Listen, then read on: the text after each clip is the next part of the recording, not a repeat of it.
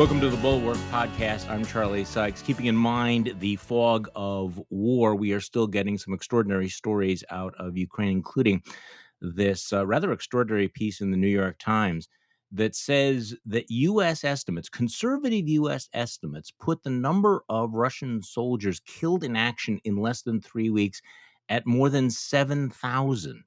Now, if that is true, I'm underlining that, that is absolutely staggering. And the Times puts this in some context. In the 36 days of fighting on Iwo Jima during World War II, nearly 7,000 Marines were killed. Now, 20 days after Putin invaded Ukraine, his military has already lost more soldiers, according to American intelligence estimates. The conservative side of the estimate, at more than 7,000 Russian troop deaths, is greater than the number of American troops killed over 20 years in Iraq and Afghanistan combined. So let's just sort out where we're at on all of this with one of my go-to sources on social media.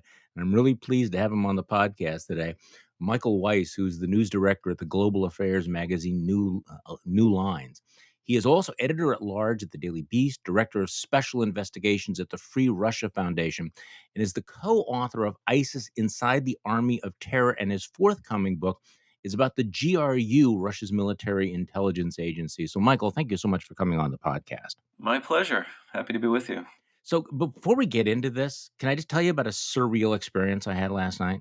Well, it depends if it's last night, but yeah, go ahead. We'll take it one step at a time, Charlie. Oh, okay. I started watching Servant of the People on Netflix, which of course is the Vladimir Zilinski comedy about this guy unexpectedly becoming president of Ukraine. And of course, this was the show that helped propel him into being the actual president of Ukraine.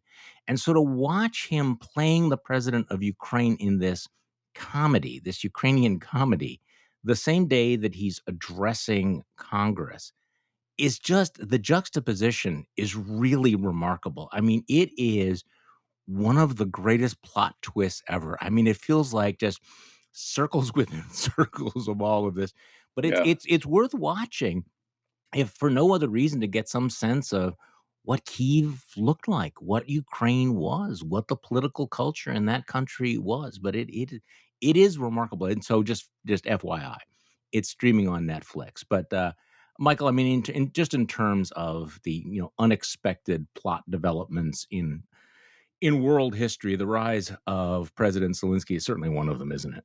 It is, and I mean, as you pointed out, first of all, that show is brilliant in its own right. I mean, he's kind of the Armando Iannucci of Ukraine, and he came to power in 2019 with more than 73% of the vote. So it was a landslide win, all on the basis of his sort of satirical wit and his puncturing the hypocrisy and cynicism and just rampant corruption of the Ukrainian establishment. But I will say, I was in Kyiv 5 weeks ago now, so it was the end of January, beginning of February, and Zelensky's stock was at Enron levels. He was polling below 30% in the 20s. Everybody was kind of disenchanted with him. They didn't think he had delivered on many of the promised reforms. There was, he was going after his predecessor, Petro Poroshenko, trying to get him legally indicted for treason and all these things that, in a way, made him very much the kind of figures that he himself had parodied so ably in that show, right? People felt that he lost his luster and become just another kind of establishment politician. So war occurs. Ukraine is invaded by Russia. And I mean, talk about rising to the moment. Nobody, myself included, just based on my own reporting, thought that he had this in him. I mean, perhaps some people knew him better and always knew he was going to kind of become this heroic figure, but I'm certainly taken aback by it. And you can imagine, I think, how people who had never heard of him before must feel or must see him now as this kind of inspirational figure. I've been using the line Charlie Chaplin into Winston Churchill transformation. But even that doesn't do much justice. I mean, yes, it's true.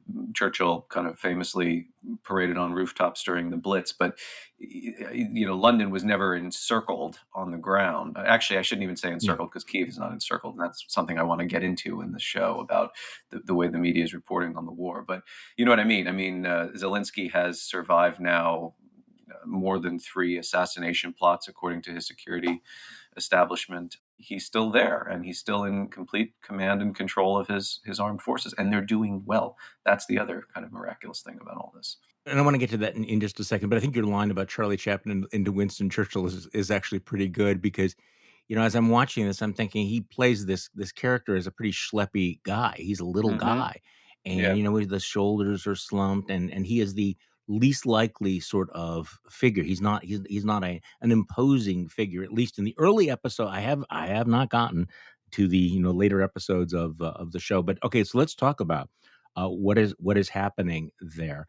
And before we get into this, though, because I ask this on a regular basis on this podcast, the question: how do we know what we know? How do we know what is true? What we pay attention to?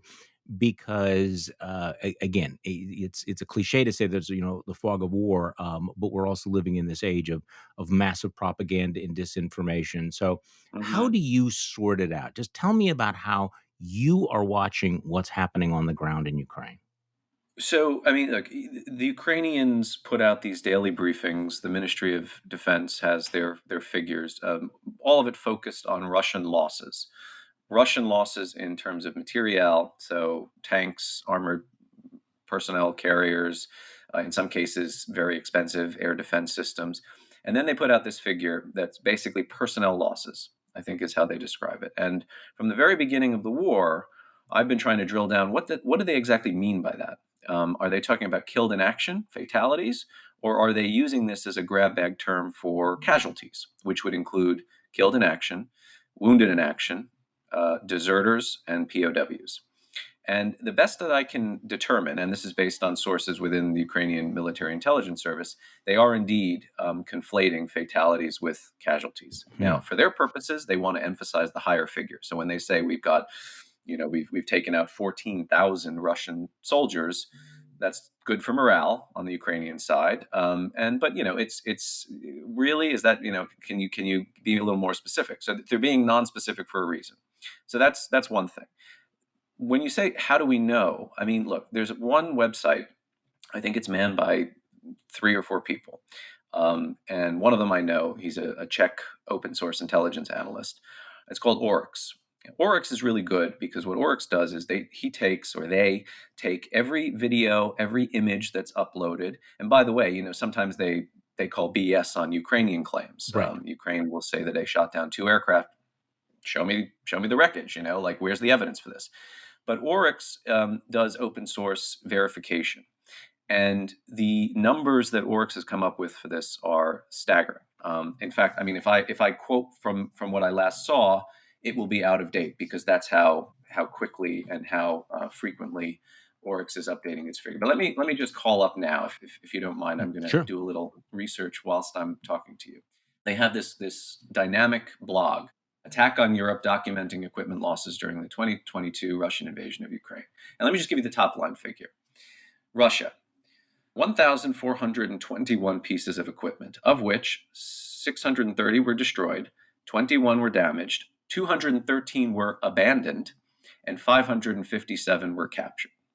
These figures, and this is just Mm. kit, that we're not even talking about personnel or soldiers. These figures are remarkable. They are staggering, especially when you factor in what the Ukrainians have managed to take away from the Russians on the battlefield, but also factor in all of the stuff that's been, quote, abandoned. What this suggests is the Russians, the crew members of the tanks, the guys driving, the self-propelled artillery systems, whatever, they just ran off into the woods, into the countryside. They don't want to fight. So that tells me that actually what the manpower shortages that Russia's sustaining are quite high because it's not just people who are getting injured through combat or having bombs dropped on them, whether they're Bayraktar Turkish drones or indeed the Ukrainian Air Force is still largely intact 3 weeks in. Nobody thought that was going to happen either. A lot of Russian soldiers simply don't want to fight. They were misled, they claim. They did not know they were even going to war. A lot of them maintained, those who had been captured by the Ukrainians, and take this with a pinch of salt because we don't know what kind of duress they've been Right. under. But a lot of them have maintained, with seeming authenticity, if you listen to these videos, that they were told they were just going on training exercises. And indeed, I mean, a lot of the reporting that's been done thus far suggests only a very tight-knit group of people at the very high echelons of the Russian government and military and security establishments knew Putin was going to do this. Everyone else was kind of under the illusion that, well, these are just exercises. There's no there. In fact, I met yesterday with a diplomat here in New York at the UN who told me that on Army Day, which is the date of the invasion, February, whatever it was, 20 something, the Russian mission to the United Nations, which is very famously pro Putin, nationalistic, ideological. I mean, these are the guys that traffic in all the crazy conspiracy theories about Syrian chemical weapons use. Now they're lying about false flag attacks, including a bombardment of a theater in Mariupol where children and women were domiciled, or taking shelter, I should say. This diplomat told me there was a reception on Army Day, and the minute the word came down that Russian bombs had started falling on Ukraine, I mean, they were half in the bag because, they're Russian diplomats. They had to scramble back to the UN Security Council. They were completely ill-prepared. They had no idea this was going to happen. So Putin's own foreign ministry, his own diplomatic corps, including at the UN, which has historically been very sensitive terrain for Russia, didn't seem to know that this thing was in the offing. Now, of course, U.S. intelligence was quite good, almost down to the exact date. But the certainty of the inevitability of this war was something that was propounded and, frankly, ventilated through American media for, we all remember, weeks leading up to it, right? Now, the question is, how did the Americans know this? Was it just based on signals intercepts? My working hypothesis, and I have seen some evidence to suggest that this is true, is that actually Western intelligence services have got moles inside Russia at very high levels. At the very least, the Russians are leaking things. Possibly and probably, I should say, because they don't want this war. They think that Putin is engaged in a massive, catastrophic folly. Well, that's got to mess with Vladimir Putin's head, as we were discussing on the Yeah. podcast yesterday. So you believe these numbers from Oryx? I mean, I just want to establish that He's got receipts, okay. as we say. I mean, he shows you the evidence. Literally, when you go to this website, for every single piece of equipment he labels destroyed or damaged or captured or abandoned, you click on a link and it'll take you to the image or the video showing it. And he's very good at geolocating where these things are. I mean, remember, we live in not just an age of propaganda and disinformation born digitally and, circulating throughout the world at all 24/7, but also an age of where, you take a photograph in Timbuktu and, these online sleuths and geeks are able to figure out the exact spot and the exact time of day it was taken based on, the shadows on the ground. So indicating where the sun was in the sky, this kind of thing. I mean, people who are a lot smarter and better at this than I am, I am relying on them. And look, what's interesting and what I can tell you is the people doing this stuff the best and the sources that I am heavily dependent on, I got to know their work during the Syrian civil war, right? They really kind of cut their teeth tracking, not even before the Russian intervention in 2015, just, Syrian rebels fighting the regime, where they were fighting, what kinds of equipment and weaponry they were using, what it was suggestive of in terms of Western and particularly American covert arms supplies going to them. And they don't, I mean, some of them do have a dog in the fight.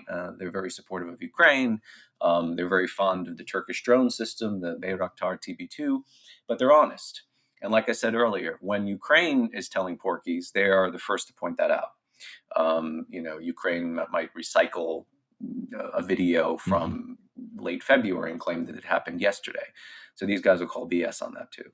So look, I mean, it's as good of a portal into what is happening on the ground as we can get without being on the ground. And actually, in a way, it's better because if you're on the ground, let's say I'm in Kharkiv, I don't really know what's going on in Kyiv. I don't know what's going on in Mariupol. I don't know what's going on in Kherson.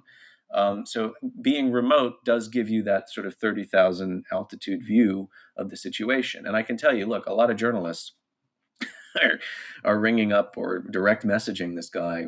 Again, it's a collective. Let's just call him Oryx. How do you know what you know? How are you doing this? And he's just at a point where, how are you not doing this? All of this information is readily available. You just have to know where to kind of hoover it up on Telegram, on Facebook, on Twitter, etc.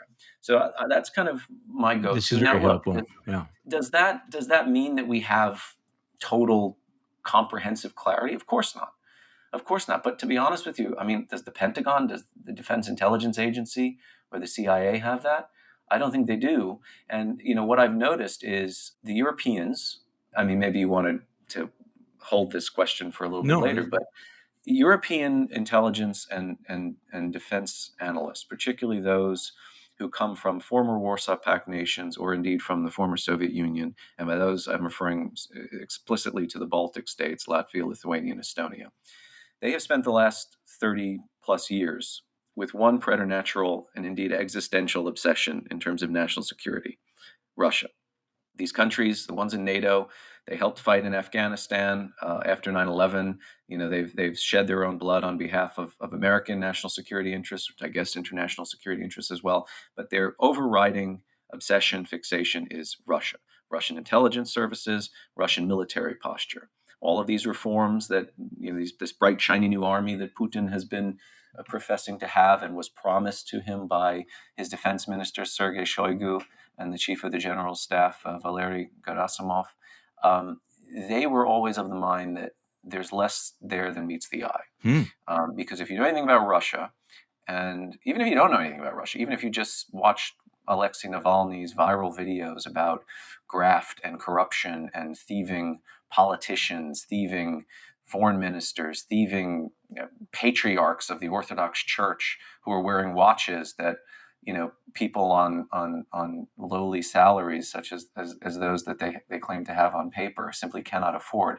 That corruption is really the cancer that has rotted out all of Russian society, all of Russian state institutions. And so, with a little bit of hindsight now, 3 weeks into this thing, those of us who sat around predicting a blitzkrieg operation, decapitation of the government in Kyiv, using VDV paratroopers and GRU Spetsnaz forces and all this stuff, it kind of beggars belief that we didn't have the political imagination to realize that there's no way that the Russian military was somehow going to be immune to that cancer of corruption. And I'm hearing things now like very credible sourcing coming out of Russia that internal audits are underway, and they're finding that things they were promised that were meant to have been manufactured and paid for out of the state budget never got made because people were just expropriating the funds for their own personal gain. Not a surprise. Yeah. So let's talk about the actual state of play, because I have to admit that I don't want to engage in wish casting. So Right. there are reports that come out, and I think I want to believe those reports, but I am skeptical of the reports. So this morning, we are hearing reports of actual counteroffensive by the Ukraine. We're getting these numbers Mm-hmm. of these horrific casualty numbers, which would suggest that things are going much worse for the Russians than maybe we had even expected, even after 21 days. And the things are going better for the Ukrainians. I want to just ask you about one specific thing. You've been talking, as you just mentioned, you've been talking to some of these European intelligence agencies, and I was struck by what you said the other day, that you checked in with an Estonian expert on the Russian military defense establishment, and basically he told you the idea that Kyiv is encircled is just nonsense. Yes. The Estonian said they're very far from encircling it. Now, again, got somebody like me. I'm looking at the maps that I'm seeing, in the American media and the Western media, and it certainly looks like they are close to encircling it. But he says no. So talk to me about that. So those maps, I have a big problem with those maps. They use a lot of red shading and terms thrown around like Russian controlled territory. The Russians aren't controlling anything in those areas, in those kind of red tinted gradients. There's a good map maker by the name of Nathan Ruser.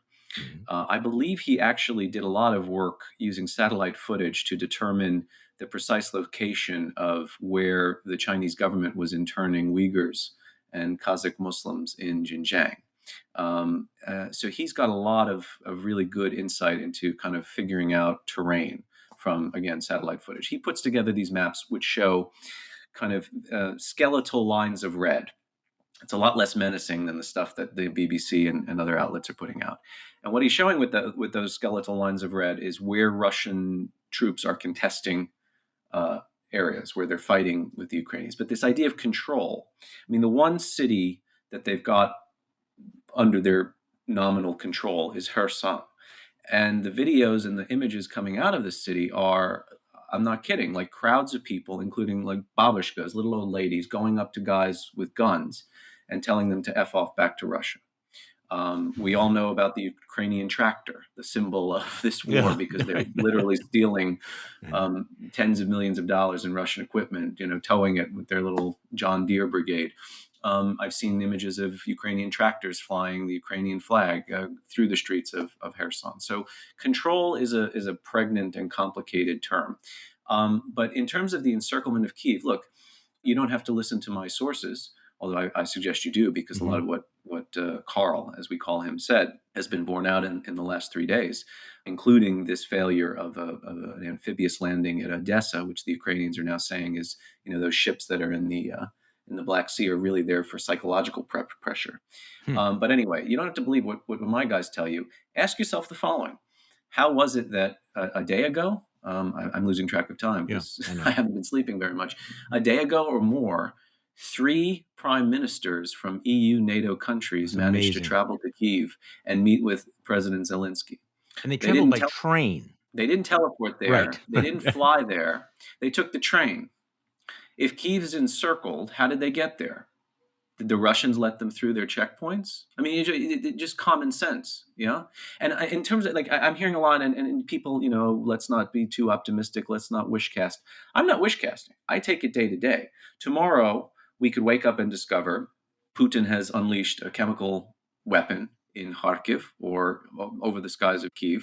We could find that he dropped a tactical nuke in central Ukraine. I mean, there are a lot of things that could really sort of turn the tides of this thing in Russia's favor, which I worry about all the time, and we all should. But this is not a question of wish casting. This is a question of just sober analysis and just looking at the reality of the situation.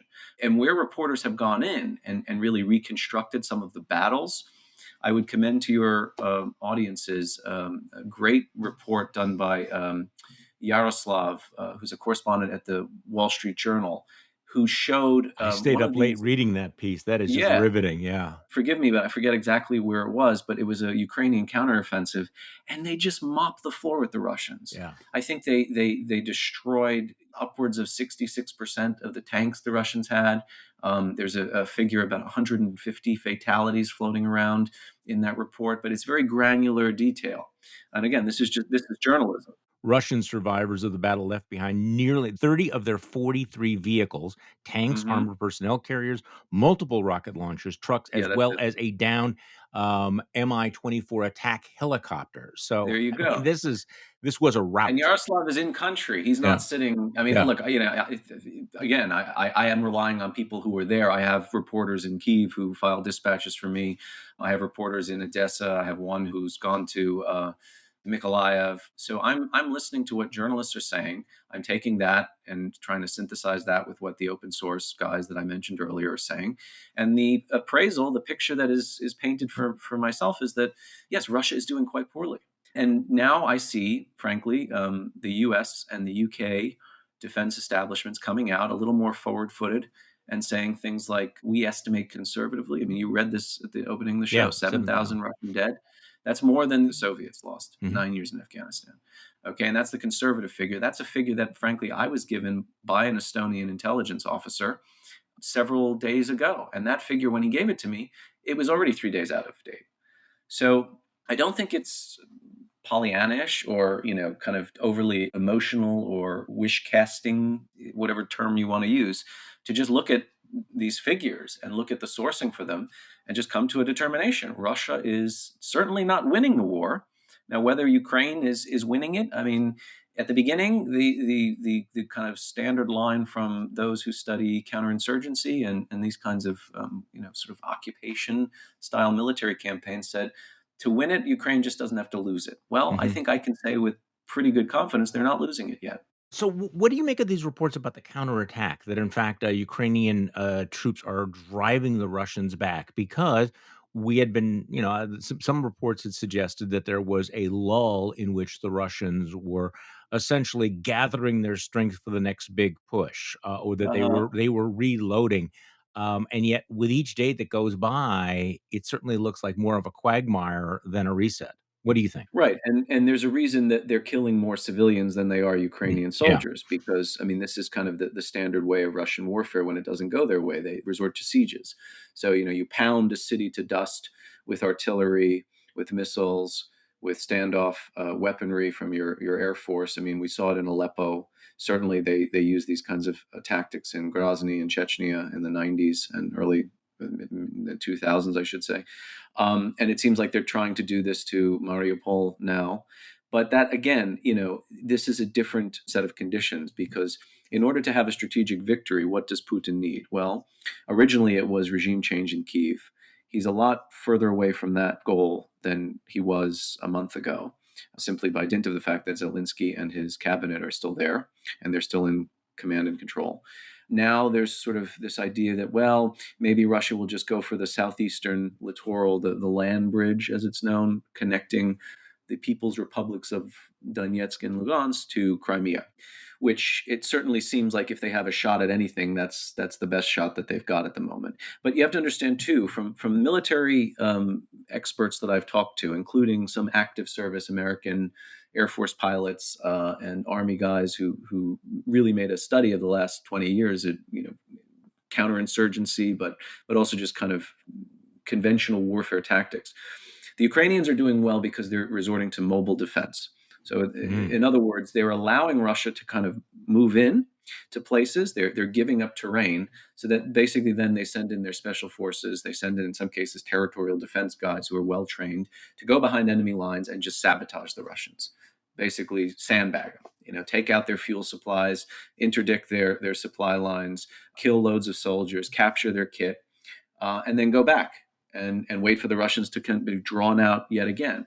So the counteroffensive, I was speaking to a U.S. Army colonel, in fact, a week and a half ago, who was noticing what the Ukrainians were doing, and he's saying they're playing it very smart. But he said they're going to have to go on counteroffensives eventually in order to push the Russians back, and that indeed is what it seems like they're doing now. I mean, there's been this massive push at Mykolaiv that the Ukrainians are engaged in, and it's the reason why for, I believe, the last 3 days, Kiev has been under curfew. So whilst the Ukrainians are going on counteroffensive in Mykolaiv, they're telling everyone in Kiev, hunker down, and because what the Russians will do as they're losing ground that they had acquired is they'll just mercilessly bombard apartment blocks and residential areas. Let's talk about what happened yesterday in Mariupol, where the Hmm. theater where about 1,000 people had been taking refuge was Hmm. bombed, and they had written the word "kids" in Russian, Yeah. right on It, on yeah. on the roof, and yet they bombed it anyway. So Hmm. again, this is what a war crime looks like.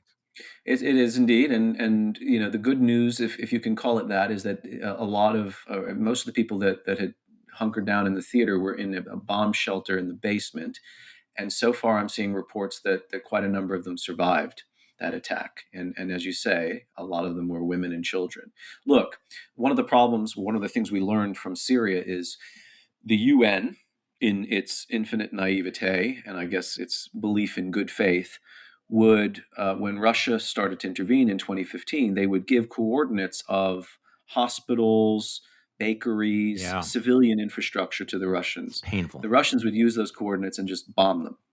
So, but they were given that stuff so that they knew what not to bomb.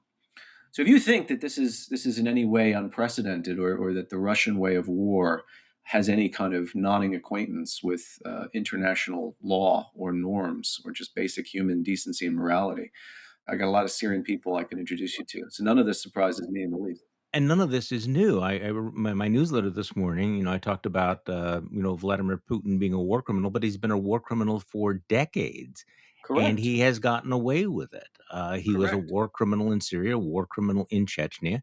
There's a long list of crimes, and yet, until about 5 minutes ago, we still gave him most favored nation status. He was given summits by presidents of both political parties. Trump obviously, gushed over him, but he knows what he's gotten away with, and he knows that we keep talking about war crimes, but is a war crime if the law is never enforced, if he is never held accountable?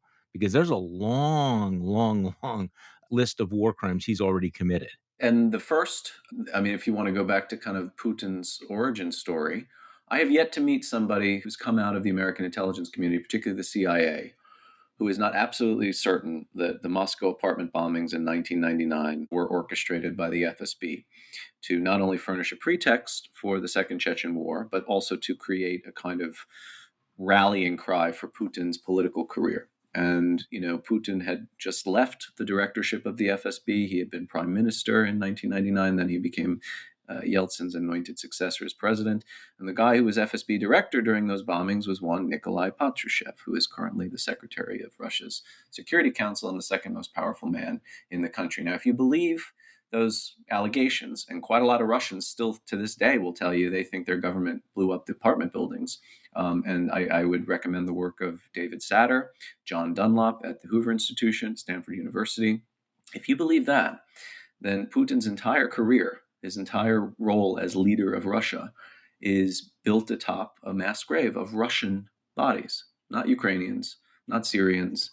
And most of the people who got blown up were ethnic Russians. They're not Chechens, or they don't come from they're not ethnic minorities from the regions. So let's drill down into this guy's role as a state terrorist and a war criminal. His career begins with acts of atrocity. So let's talk about where we're at in the war right now. President Zelensky speaks to Congress yesterday, again asks for our help in closing the air, Ukraine's air. He's not Mhm. going to get the no-fly zone. Doesn't look like he's No. going to get the jets. I don't know, but he's getting a lot of anti-aircraft equipment. The weapons that are on the way right now. That is a step up. Does this change the situation? Are we giving them the weapons they need right now to do what has to happen if they're going to survive? So the latest reports I've seen suggest Slovakia will provide S-300 air defense systems, which the Ukrainians are well versed in using. The Poles have got some Soviet era surface to air missiles that can take out fighter jets and helicopters, of course. Stingers. One of the things I had heard in Kyiv, actually from the Estonian ambassador who was there and who's really been sort of integral in helping to bolster Ukraine's defenses and security architecture. He told me, look, because of prevailing weather conditions around this time of year, but also because the Russians rely mostly on dumb munitions, dumb Mhm. bombs instead of precision guided bombs. Their planes, their jets are going to fly much lower than they ought to. And that's going to put them well within hitting range of things like Stinger missiles, which the United States has directly supplied the Ukrainians with. The Estonians have directly supplied them with. I think, look, air defense systems that the Ukrainians are already well trained on how to use, that stuff is good. There's a lot of contentiousness about the MiG 29s. Yeah. We don't need to get into the details there. When Zelensky gets up and says, close the sky, give me a no fly zone, I think he knows in the back of his mind, and certainly there are people in the Ukrainian government who have told me, we know we're not going to get that. We know that NATO is not going to go to war for us. So what they're trying to do is create this moral imperative. Our people are dying because of Russia's air capability. Help us take out the jet, help us stop the bombs, help us stop the stuff that's coming in through the atmosphere, falling on schools, theaters, killing women and children. So, what else is now being supplied, according to the United States and the latest readout from Tony Blinken? One thing that the Ukrainians had been asking for, at least as of last weekend, were Switchblade drones. Mhm. Now, these are drones. The two varieties that they want are Switchblade 300s and 600s. The 300s have a Claymore munition that's very good at taking out things like Russian artillery. The 600s have got actually the same kind of munition that's built into the Javelin anti-tank system. So these things can take out tanks and armored vehicles. And they're about 5 pounds per drone. You can put one in the back of a rucksack. And I actually spent more time than I care to admit last night trying to figure out, when the U.S. says we're sending 100 of these systems to Ukraine, what does systems mean? Well, apparently it means there's 10 of them per system. So it's actually 100 times 10. It's 1,000 drones that they're getting. Now that's a good start. And these things are used by U.S. Special Forces. I think they can fly 4 miles. So that you can go behind enemy lines. You can take out, as I mentioned, artillery, tanks. You can take out air defense systems with them. It's good. It's good. Look, the Ukrainians will tell you, at least off the record or sometimes on, certainly before the war started, we will defend our country. Just help us, give us the capability, give us the weapons we need to do so. So if that's not going to be jets directly provided by Poland, the kit that they're receiving in ample quantities, keep it coming. And the Estonians will tell you, as long as they do not have manpower shortages, which it does not seem that they do. We don't really know their losses because they're not advertising them, but we do know, and I can tell you, it's more than just what their on paper order of battle for the conventional standing army was, which is around 260,000. They've got territorial defense, they've got National Guard, their police force was militarized when I was there. They have the SBU, the intelligence service, which has military capability. And the other thing to keep in mind that is very important, in the last 8 years, over 200,000 Ukrainians have fought against the Russians in the occupied territories of Donbass. Okay, so this is a country of 40 some odd million, and minus or subtract the people who have fled, is about like 1% of the population. And now you're seeing, forget even the international legion, the Americans, the Brits, people as far afield as India wanting to join and fight.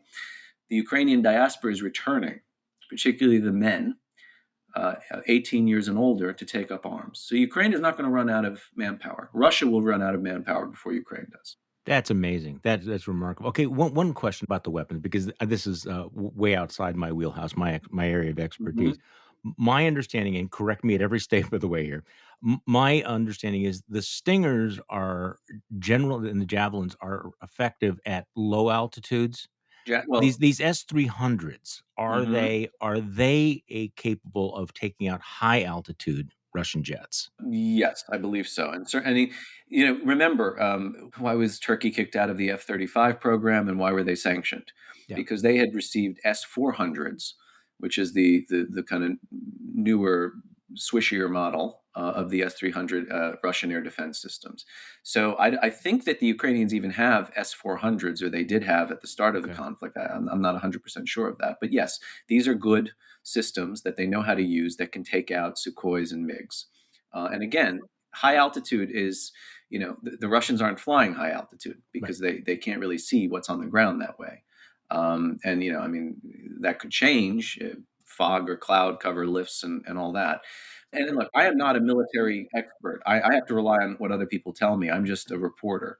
But from what I understand, the stuff that's being sent, and if it's sent in sufficient enough quantities, particularly, what the Poles can provide, what Slovakia can provide, some other countries, again, coming, the former Warsaw Pact nations that still have a pretty vast arsenal of Soviet era equipment, it'll do some damage. And look, Ukraine still has the majority of its fixed wing and rotary wing air force in place, which is kind of remarkable. The other thing too that they love, and they made a song about it, is the Bayraktar TB2 drone.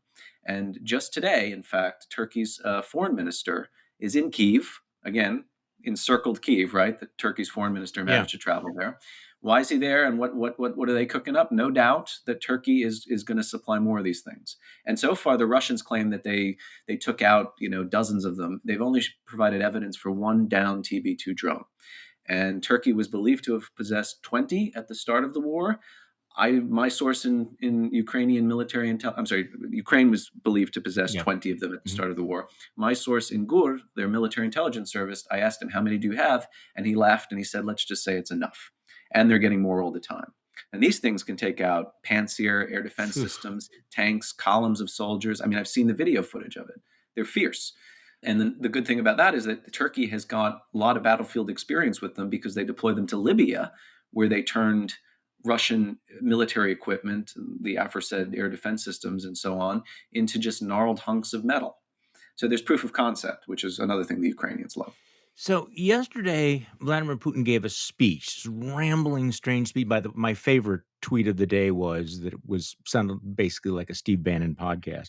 But he's threatening, to cleanse the country of all of the, the scum and the traitors, et cetera. I'm noticing that you're tweeting out this morning evidence of lots of flights out of Moscow in the wake of Vladimir Yeah. Putin's speech. So cause effect, what's going on? Who's on those planes? These flights are a bit weird. So they were coming from Moscow, headed to the Ural Mountains.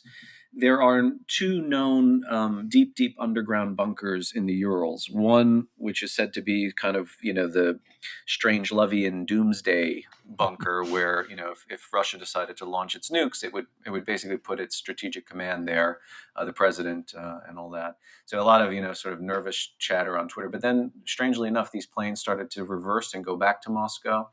So the idea being maybe they're picking people up or dropping people off. I've also seen planes flying to Dubai, which would suggest some of the oligarchs are going to cool their heels in the Emirates, where they one of the few places they can still travel to because they're banned from the European Union. We don't really know. There's always a possibility that this is just more kind of kabuki theater to threaten the West. Because remember, when Putin sort of made that call for nuclear alert, or I forget the exact term, there was no detected untoward activity on the ground among Russia's strategic defenses at the time. So it was just he gave the order to threaten us, to menace us into thinking he's ready to launch his nukes and start World War III. I mean, this is a game that the Russians play, and they play it well, and they're hoping that their rhetorical escalation will get us to de-escalate. And so far, to our credit, certainly to the Biden administration, but also to NATO and the European Union, we haven't really fallen for it because there is no de-escalation on the West side. It's only escalation. Now, what kind of intrigues me, though, is where is Putin at the moment? It doesn't seem like he's in Moscow. Really? I've yet to Physically? see. Yeah, I've heard he's in one of these bunkers. And what's he doing there? And what that speech that you cited. So a lot of people read that and they say, this is it. This is the moment that he's become Stalin. He's gone from Hmm. authoritarian to totalitarian. Yes, that's true. And I think that moment actually occurred last Mm. week, when they started saying things like, if you engage in any anti-war activity, we'll conscript you and send you into the army, right? When they Right. started arresting people holding up blank signs and, all this thing. This is the creeping totalitarianization of Russia. However, I read that speech slightly differently. This is a man who is, remember, KGB case officer, albeit a mediocre one by all accounts, Hmm. but a man who is steeped in counterintelligence and paranoia and worrying about what's coming from his own side. And, as I mentioned earlier, the reason that the U.S. had such clarity on not only that there was going to be a war, but when it would start, I'm 85% certain, is because they have moles. They have people, It's assets in fascinating. place inside the Russian government. Putin knows that he's running a leaky ship. Depending on reports you believe, he's put 8 generals under house arrest already. He has also put under house arrest the head of the FSB's Fifth Service, Besieda, who this guy was basically running the Ukraine file. The FSB, even though it's the domestic security organ, has a foreign intelligence capability, believe it or not, one that was essentially created by Putin because he wanted the service that he directed to also kind of follow in the footsteps of the first chief directorate of the KGB, which is the former foreign service of the KGB. So putting Besieda and I think his deputy under house arrest, which was reported first by Andrei Soldatov, probably the best journalist in Russia, now Yes. living in the UK, who covers the security services, suggests that either this is punishment for them having sold him a bill of goods, telling him this is going to be a cakewalk when it's quite the other thing, or he is wondering how the Americans seem to know his every play before he plays it, right? So his paranoia, I think he's going to start cannibalizing. He already is. There was a report today. Bellingcat's Christo Grozev put out a comment on Twitter that, according to several of his sources, there have been more sackings and Really? arrests of the deputy chief of basically Russia's National Guard, a guy who is very largely responsible because the Russian National Guard has been deployed to Ukraine. So if this is true, that he's been detained by the FSB, it shows that Putin is lashing out at his own kind, at his own people. He is deeply suspicious of how things like assassination plots, that were cooked up for Zilinski, are getting preempted. And if you listen to the Ukrainians, either they're being very clever with their psychological operations, or they're telling the truth. They say, we have people from the FSB leaking us stuff. Because they're anti-war. They think this whole thing is just a catastrophic miscalculation, and they don't want to see Ukraine go up in smoke. I mean, 11 million Russians have got some kind of familial or personal ties to Ukraine. Many Russians in the Russian government and the security services are themselves ethnic Ukrainians. So he's got a big problem on his hands internally inside Russia. Michael Weiss, thank you so much for joining us on the podcast today. We will have you back when we figure out how this all ends, because I'm very unclear what the end game is going to be here. Michael Weiss is the news director of the global affairs magazine New Lines, also the editor at large at the Daily Beast, and director of special investigations at the Free Russia Foundation. Very much looking forward to your forthcoming book about the GRU, Russia's military intelligence agency. Thank you so much, Michael. My pleasure. And thank you all for listening to today's Bulwark podcast. I'm Charlie Sykes. We'll be back tomorrow. We will do this all over again.